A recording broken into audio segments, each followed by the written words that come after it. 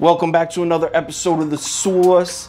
Having a great week. Yesterday was 3-3, so just 500 yesterday. Still having an unbelievable week.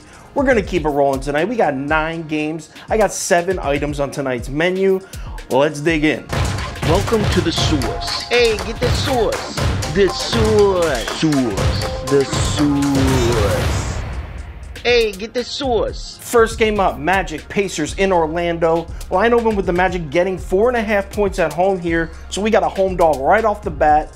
Early sharp money is actually on Orlando. 70% of the early money on Orlando. By the afternoon, we would get some Pacers money in to even things up.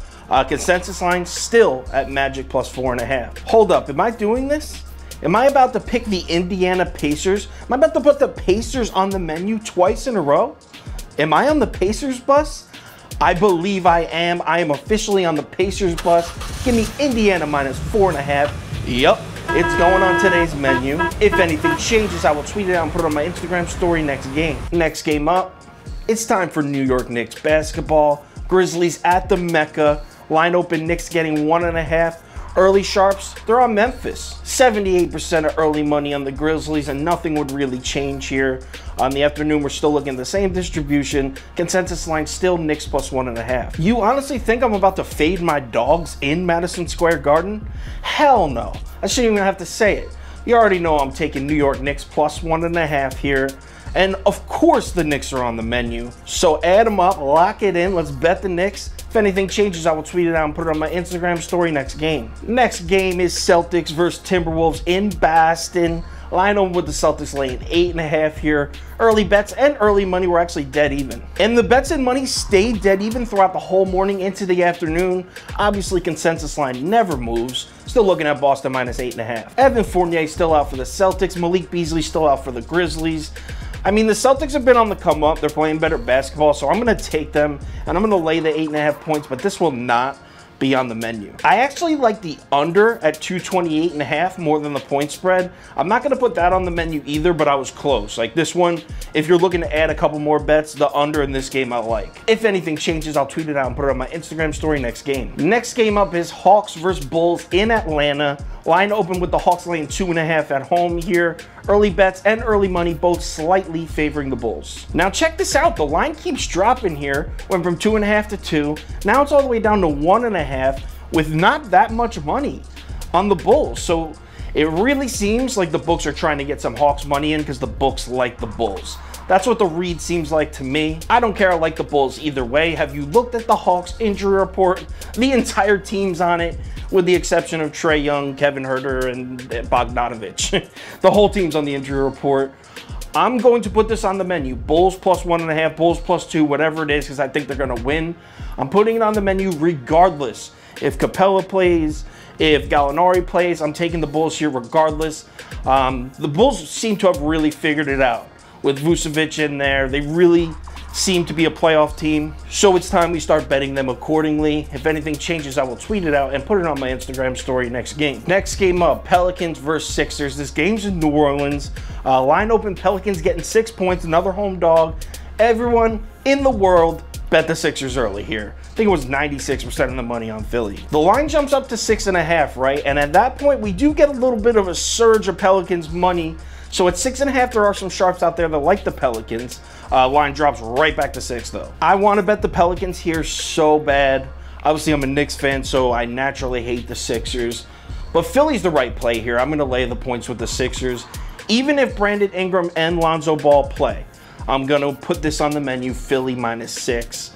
The Pelicans are a team that when they're in their groove, right, when they have their flow, they could beat anybody. They're a top team in the league when they have it. But it doesn't just show up for them. It takes a while to build, and it's not going to just show up as soon as Ingram and Lonzo Ball return to the lineup. Give me Philly minus 6. Let's add it to the menu. If anything changes, I will tweet it out and put it on my Instagram story next game. Next game up is Nuggets versus Spurs in Denver. This line open with Denver laying 7 points at home here. Early money and early bets all over the Nuggets. Everyone loves Denver here. All those Nuggets bets, they caused the line to jump a whole 1.5 points. So we are looking at Denver minus 8.5 instead of Denver minus 7. So the books react pretty hard to that Nuggets money. Jamal Murray is questionable for the Nuggets. Listen, the correct basketball pick is to take the Nuggets here. They're more than 9 points better than the Spurs. But these back-to-back double-header games in the NBA this season, they are tough to not only win, but cover a big point spread twice, especially when the other team is well coached like the Spurs are.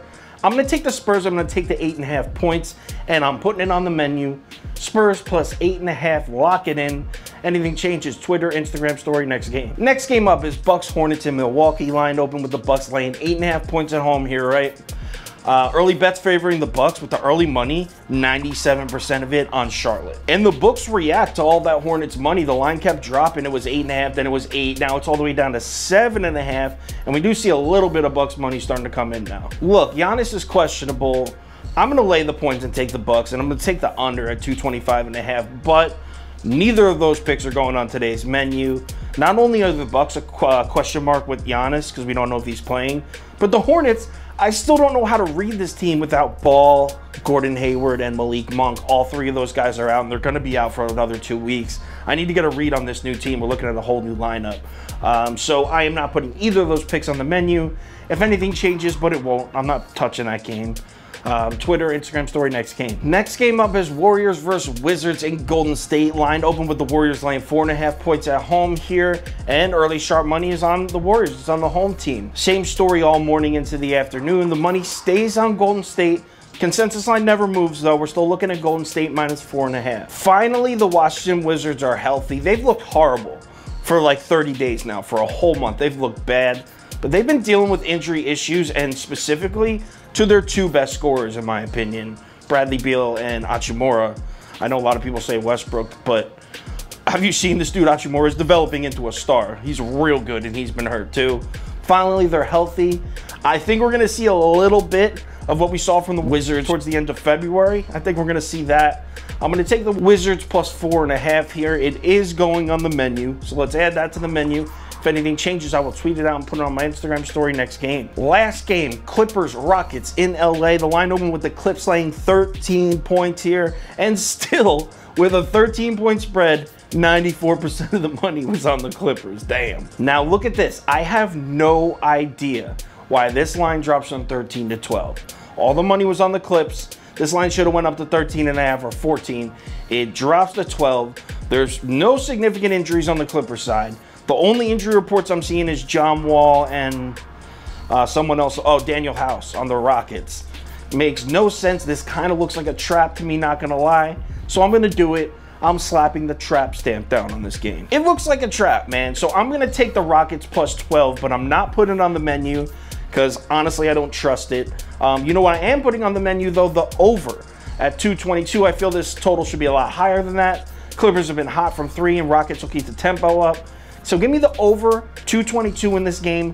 Put it on the menu. If anything changes, Twitter, Instagram story. Now let's do the parlay of the day. Today's parlay of the day. These parlays have not been hitting. I hope you're not playing them. But today's is a two-legger with adjusted lines.